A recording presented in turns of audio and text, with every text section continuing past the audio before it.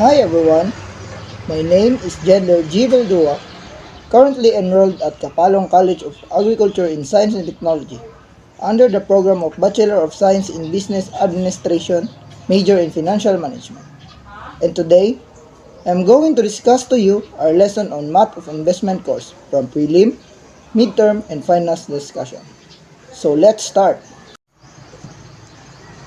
Welcome to my video presentation or video discussion in our Math of Investment course. So what to do? In prelim, I am going to discuss ordinary and final amount. In midterm, amount and present value of an ordinary annuity. And in finals, simple perpetuity. Prelim discussion. Ordinary interest or IO is the interest computed with the denominator of 360. And the final amount formula is F is equal to P plus I.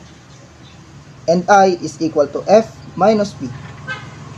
So the problem in prelim discussion is find the ordinary interest and amount on 6,000 pesos at 5 and 1/2% simple interest for 120 days.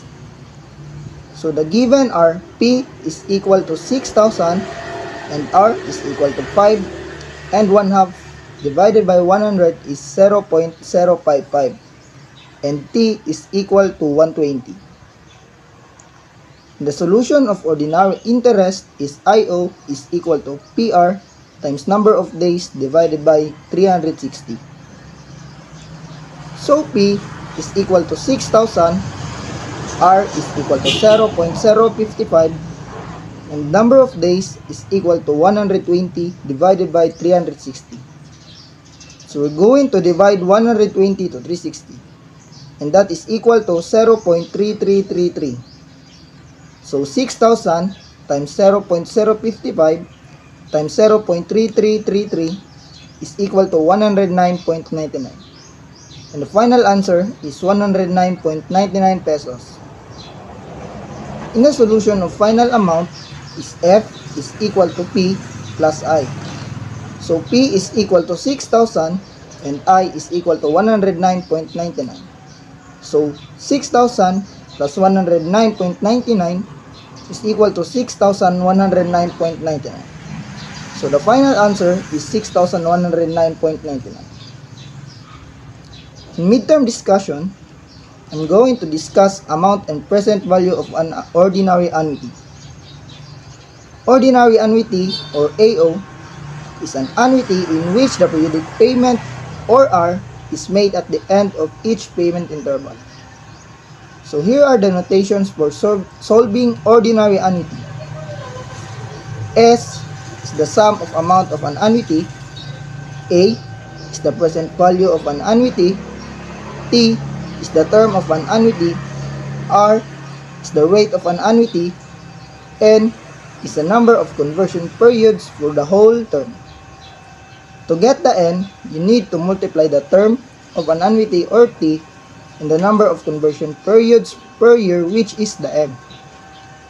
M is equal to number of conversion periods per year.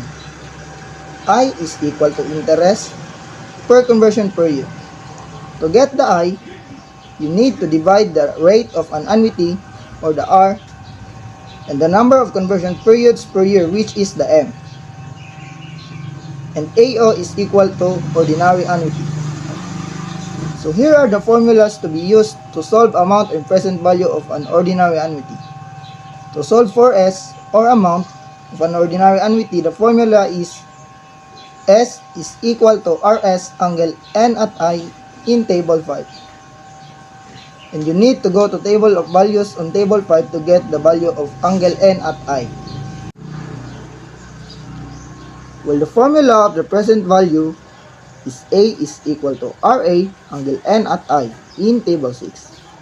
And you also need to go to the table 6 on the table of values to get the value of angle N at I. So here's the problem. Find the amount and present value on annuity of 300 pesos payable every end of the month at 10% compounded quarterly for 4 years and 6 months. Here are the given. R is equal to 300 rate is equal to 10%, M is equal to 4, T is equal to 4 years and 6 over 12, I is equal to R divided by M, and R is equal to 10, and M is equal to 4, and the answer is 2 and 1 half. N is equal to 18. To get the N, the formula is time multiplied by M, so 4 and 6 over 12 times 4 is equal to 18. That is the given on the problem. Here are the solutions. The formula of getting the amount is S is equal to RS angle N at I in table 5. So we need to substitute the amount on the problem. So S is equal to 300 times angle 18 at 2 and 1 half. So S is equal to 300 times 22.386349. By getting this amount, you need to use the table of values on table 5 because the formula uses table 5 and the final answer is 6,715.19 pesos. The present value, the formula is A is equal to RA angle N at I, but on this formula, it uses table 6 of table of values. And also, we are substituting the amount on the problem. So A is equal to 300 angle 18 at 2 and 1 half, and it is equal to 300 times 14.353364. In getting this amount, you need to use the table of values on table 6 because the formula uses table 6 and the final answer is 4,306.01 pesos. And lastly, in finals, I am going to discuss simple perpetuity. Simple perpetuity is the payment period or periodic interval is the same as the conversion or compounding period. So the formula on getting simple perpetuity is A per equal to R divided by I, where A per is equal to present value of a perpetuity, R is equal to periodic payment, and I is equal to periodic rate. You need to divide R and M to get the periodic rate. Here is the problem. If the interest rate is 2 and 1/2% compounded semi-annually, find the present value of a perpetuity that pays 300 pesos at the end of each 6 months. In the given, R is equal to 300, rate is equal to 2 and 1/2%, M is equal to 2, I is equal to R divided by M, and R is equal to 2 and 1/2 divided by 2 is equal to 1 and 1/4 or 1.25. 1.25 divided by 100 is equal to 0.0125.